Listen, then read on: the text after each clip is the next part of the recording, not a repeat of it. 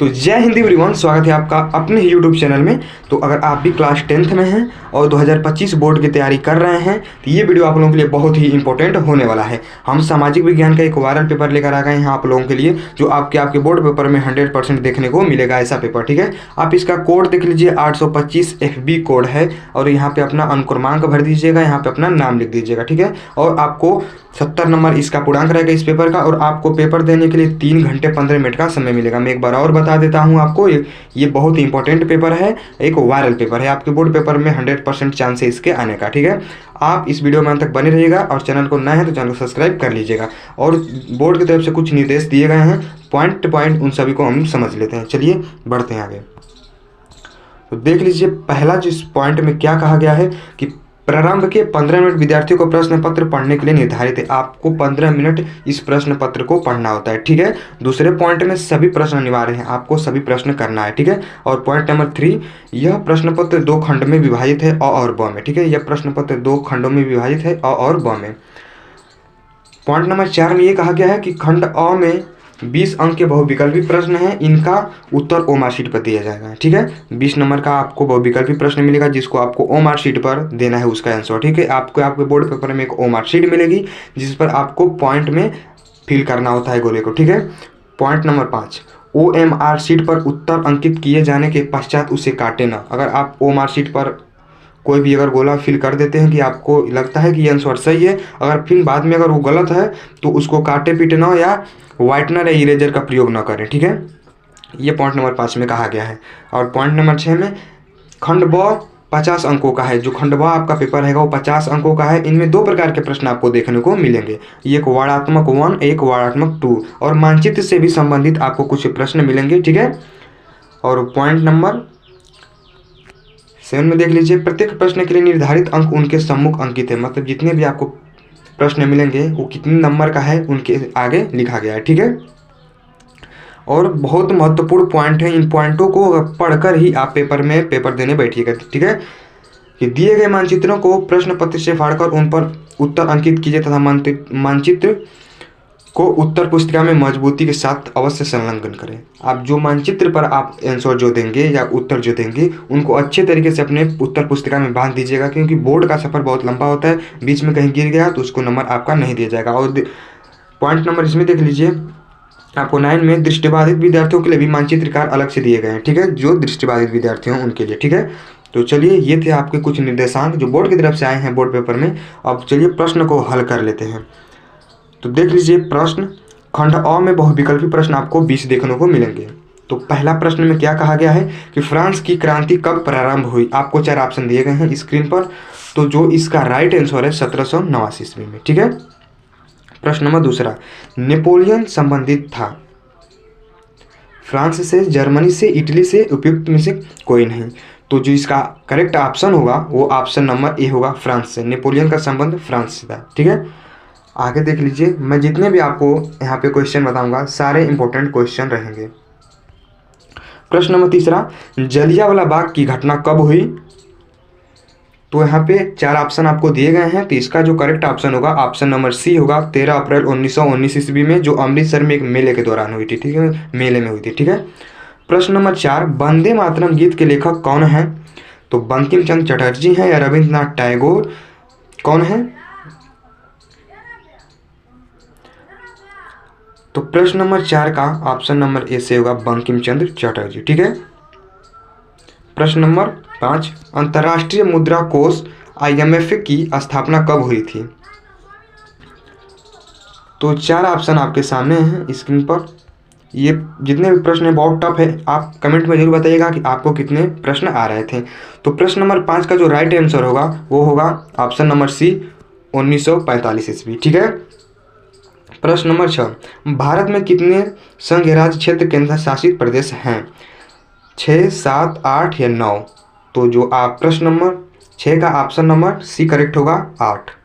ठीक है, प्रश्न नंबर 7, संघीय शासन प्रणाली में शक्तियों का विभाजन होता है केंद्र एवं राज्यों, या एक राज्य एवं अन्य राज्यों के मध्य, विधायिका एवं कार्यपालिका के मध्य, या विधायिका एवं न्यायपालिका के मध्य।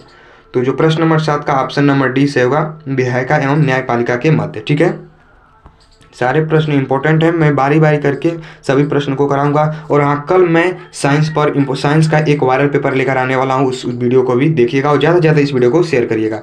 तो प्रश्न नंबर 8, वियना की संधि कब हुई थी?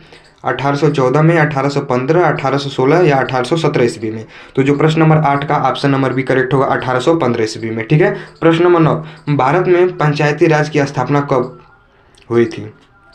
1980 या 1990, 1992 या 2004 में? तो प्रश्न नंबर 9 अपने आप में बहुत इंपॉर्टेंट है, इस बार पेपर में पूछा गया था। तो प्रश्न नंबर 9 जो है उसका ऑप्शन नंबर सी से होगा, 1992 ईस्वी में। प्रश्न नंबर 10, निम्न में से क्या भारतीय लोकतंत्र के प्रमुख चुनौतियां हैं? आपको 4 ऑप्शन दिए गए हैं, क्षेत्रीय असंतुलता, सामाजिक तनाव एवं हिंसा, दल बदल या उपयुक्त सभी। तो प्रश्न नंबर 10 का ऑप्शन नंबर बी करेक्ट होगा, सामाजिक तनाव एवं हिंसा। ठीक है। प्रश्न नंबर 11, लौह अयस्क किस प्रकार का संसाधन है? नवीकरणीय योग्य, प्रवाह, जैव, अनवीकरणीय योग्य। तो प्रश्न नंबर 11 का ऑप्शन नंबर डी से होगा, अनवीकरणीय योग्य। ठीक है। ये सारे प्रश्न अपने आप में सारे प्रश्न इंपॉर्टेंट हैं। मैं सबका पीडीएफ अपने टेलीग्राम पर अपलोड कर दूंगा, वहाँ से आप सभी डाउनलोड कर लीजिएगा और टेलीग्राम का मैं लिंक डिस्क्रिप्शन में दे दूंगा। तो प्रश्न नंबर 12, निम्न में से किस राज्य में काली मृदा मुख्य रूप से पाई जाती है? जम्मू और कश्मीर, राजस्थान, महाराष्ट्र या झारखंड? तो ऑप्शन नंबर 12 का प्रश्न नंबर 12 का ऑप्शन नंबर डी से होगा, जो प्रश्न नंबर 12 है इसका ऑप्शन नंबर सी करेक्ट होगा, महाराष्ट्र में। ठीक है। प्रश्न नंबर 13, निम्नलिखित में से कौन सी एक फलदार फसल है? दालें, मोटे अनाज, ज्वार या चावल? तो प्रश्न नंबर जो 13 है उसका ऑप्शन नंबर ए करेक्ट होगा, दालें। ठीक है। प्रश्न नंबर 14, मोनोजाइट रेत में निम्नलिखित में से कौन सा खनिज पाया जाता है? खनिज तेल या यूरेनियम, कोयला या थोरियम? तो प्रश्न नंबर 14 बहुत ये टफ क्वेश्चन है, तो प्रश्न नंबर 14 का ऑप्शन नंबर सी से होगा, थोरियम में। ठीक है। प्रश्न नंबर 15, निम्न में से कौन सा शब्द 2 या 2 से अधिक देशों के व्यापार को दर्शाता है? अंतर्राष्ट्रीय व्यापार, बाहरी व्यापार या आंतरिक व्यापार या स्थानीय व्यापार? तो प्रश्न नंबर 15 का ऑप्शन नंबर सी करेक्ट होगा, अंतर्राष्ट्रीय व्यापार। ठीक है। प्रश्न नंबर 16, सामान्यतः किस देश का विकास किस आधार पर निर्धारित किया जा सकता है? प्रति व्यक्ति आय, औसत साक्षरता दर, लोगों की स्वास्थ्य स्थिति या उपयुक्त सभी? तो प्रश्न नंबर जो 16 है उसका ऑप्शन नंबर डी होगा। अगर सभी यहाँ पे होंगे तभी आपको एक विकसित देश मिलेगा। ठीक है। प्रश्न नंबर 17, निम्नलिखित पड़ोसी देश से में मानव विकास के लिहाज से किस देश की स्थिति भारत से बेहतर है? बांग्लादेश, श्रीलंका, नेपाल या पाकिस्तान? कि निम्नलिखित पड़ोसी देश में से मानव विकास के लिहाज से किस देश की स्थिति भारत से बेहतर है? तो प्रश्न नंबर जो 17 है उसका जो ऑप्शन नंबर बी के यहाँ पे करेक्ट होगा, श्रीलंका। ठीक है। प्रश्न नंबर 18, सार्वजनिक और निजी क्षेत्र के विकास का आधार है? इसका 4 ऑप्शन आपकी स्क्रीन पर हैं, इसका कौन सा ऑप्शन करेक्ट होगा? तो प्रश्न नंबर 18 का ऑप्शन नंबर सी करेक्ट होगा। ठीक है। प्रश्न नंबर 19, स्वयं सहायक समूहों में बचत और ऋण संबंधी अधिकार निर्णय लिए जाते हैं?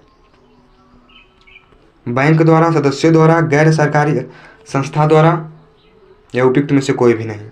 तो प्रश्न नंबर 19 का जो ऑप्शन नंबर यहाँ पे बी करेक्ट होगा, सदस्य द्वारा। ठीक है। प्रश्न नंबर 20, एक वस्तु का अधिकांशतः प्रकृति प्रक्रिया से उत्पादन किस क्षेत्र की गतिविधि है? प्राथमिक, द्वितीयक, तृतीयक या सूचना प्रौद्योगिक? तो प्रश्न नंबर 20 का ऑप्शन नंबर 1 करेक्ट होगा, प्राथमिक। ठीक है। आगे देख लीजिए, इतने आपके 20 नंबर के ऑब्जेक्टिव क्वेश्चन थे जो आपको ओमा शीट पर देने थे। ठीक है। आगे देख लीजिए और भी प्रश्न हैं और लॉन्ग प्रश्न मैं बता देता हूँ जो। तो यहाँ पे देख लीजिए, जो पेपर में हम यहाँ पे 2 खंडों में विभाजित था और हम लोग कर लिए यहाँ पे ब अब आ गया खंड ब, जो आपको वर्णात्मक 1 प्रश्न मिलेंगे जो आपको 80 शब्दों में दिए जाना है। ठीक है। तो देख लीजिए प्रश्न नंबर 21 में क्या कहा गया है कि ऑटोमान बिस्मार्क को जर्मनी के एकीकरण का जनक क्यों कहा जाता है? 2 कारण लिखिए। अगर आपको इस क्वेश्चन का अगर आंसर नहीं मालूम है तो अथवा में एक क्वेश्चन और दिया गया है, कारनाडा के निरस्त होने के बाद ब्रिटेन की खाद्य समस्या का हल किस प्रकार स्पष्ट हुआ। ये आपको 4-4 नंबर के प्रश्न देखने को मिलेंगे, जो मैं अगले वीडियो में इन सभी लॉन्ग क्वेश्चन का आंसर लाऊंगा। अभी आपको बस प्रश्न दिखा देता हूँ और मैं अपने टेलीग्राम पर इन लॉन्ग क्वेश्चन का जो आंसर होगा अपलोड कर दूंगा, ठीक है। ज़्यादा वीडियो लंबा हो जाने के कारण मैं आपको इन सभी प्रश्नों का जो आंसर होगा हम अपने टेलीग्राम पर अपलोड कर दूंगा। टेलीग्राम का जो लिंक होगा वो डिस्क्रिप्शन में दे दूंगा, ठीक है। तो प्रश्न नंबर 21 ये था। प्रश्न नंबर 22 में ये कहा गया है कि भारत में जाति प्रथा की राजनीति एवं सामाजिक पर क्या प्रभाव पड़ रहा है। अगर आपको ये भी 4 नंबर का क्वेश्चन है, अगर आपको ये क्वेश्चन नहीं आते हैं तो अथवा हम देखिए क्वेश्चन आपको दिए गए हैं कि लोकतांत्रिक शासन एक उत्तरदायी शासन होता है, उदाहरणों सहित स्पष्ट कीजिए। देख लीजिए, आपको जो लोकतंत्र चैप्टर है उसको आपको अच्छे से पढ़ लेना है, और जो आपको यूरोप में राष्ट्रवाद है उसको आप पढ़ लीजिए, और भारत में राष्ट्रवाद, बस आप 3-4 चैप्टर महत्वपूर्ण पढ़ लीजिए, अपने बोर्ड पेपर में अच्छा स्कोर कर पाएंगे, ठीक है। आगे बहुत सारे क्वेश्चन हैं जो आपको 4-4 नंबर के सारे क्वेश्चन दिए गए हैं, ठीक है। प्रश्न नंबर 23 देख लीजिए, प्रौद्योगिक और आर्थिक विकास के कारण संसाधनों का अधिक उपयोग कैसे हुआ है। आपको ये प्रश्न अगर नहीं आते तो अथवा में एक और प्रश्न दिए गए हैं कि भारतीय कृषि पर वैश्वीकरण के प्रभाव पर टिप्पणी लिखिए। देख लीजिए, ये भी क्वेश्चन आपको दोनों में से किसी एक को ही करना है, तो आपको 4 नंबर दिए जाएंगे, सारे 4-4 नंबर के क्वेश्चन हैं, ठीक है। और यहाँ पे प्रश्न नंबर 24 मैं आपको ये बता दूं, प्रश्न नंबर 24 में ये अथवा में जो क्वेश्चन आपको दिया गया है कि तृतीयक क्षेत्रक अन्य क्षेत्रों से कैसे भिन्न है, सो उदाहरण सहित व्याख्या कीजिए। तो तृतीयक क्षेत्रक बहुत इंपॉर्टेंट है, बार बार पूछा जाएगा, आप तृतीयक क्षेत्रक को देख लीजिएगा, ये भी आपको 4 नंबर का है, ठीक है। अब वर्णात्मक तुम देख लीजिए, ये 150 में आपको क्वेश्चन देखने को मिलेंगे, 150 शब्दों में आपको लिखना होगा। तो उन सभी क्वेश्चन को भी मैं दिखा देता हूँ।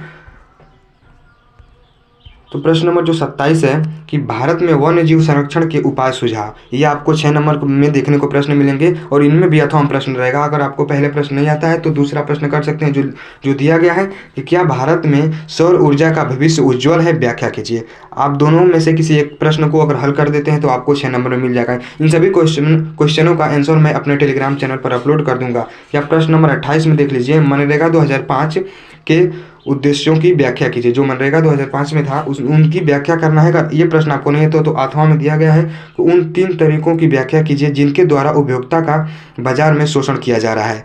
ये बहुत इंपॉर्टेंट है, आप इन प्रश्नों को देख लीजिएगा, मैं जब इनका आंसर अपलोड करूंगा टेलीग्राम पर, ठीक है। अब मानचित्र से कुछ संबंधित प्रश्न हैं, उन सभी को देख लेते हैं। मानचित्र से कैसे प्रश्न आते हैं, और मानचित्र पर मैं बहुत जल्दी वीडियो लाने वाला हूँ। मानचित्र पर मैं उनको पूरा भर के दिखाऊंगा आपको। देख लीजिए, आपको यहाँ पे मानचित्र में क्या कहा है कि निम्नलिखित स्थानों को भारत के दिए गए रेखा मानचित्र पृष्ठ नंबर 13 में जो इस डॉट से आपको जो है यहाँ पे चिन्ह दिया गया है, चिन्ह द्वारा नाम सहित दर्शाना है, ठीक है।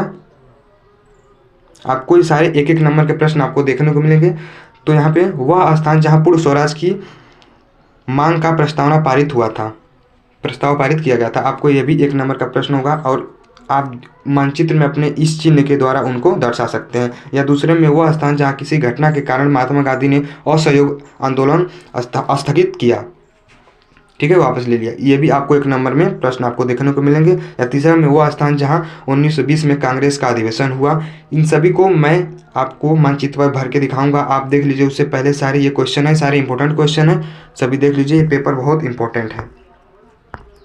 नीचे आपको देख लीजिए दिया गया है ये प्रश्न नंबर जो 29 है कि निम्नलिखित स्थानों को भारत के दिए गए रेखा मानचित्र पृष्ठ 15 में चिन्ह द्वारा नाम सहित दर्शाइए। आपको इस पर भी 1-1 नंबर दिए जाएंगे, ठीक है। प्रश्न पहला, भारत के किसी एक परमाणु ऊर्जा केंद्र का नाम SS चिन्ह द्वारा, आपको ऐसे देख लीजिए, जिससे दर्शाना का वो चिन्ह दे देगा आपको मानचित्र में, ठीक है। यहाँ पे SS से दर्शाना है, और यहाँ पे इस चिन्ह के द्वारा आपको दर्शाना है। मानचित्र मैं भर के बताऊंगा, उससे पहले आपको समझ में नहीं आएगा।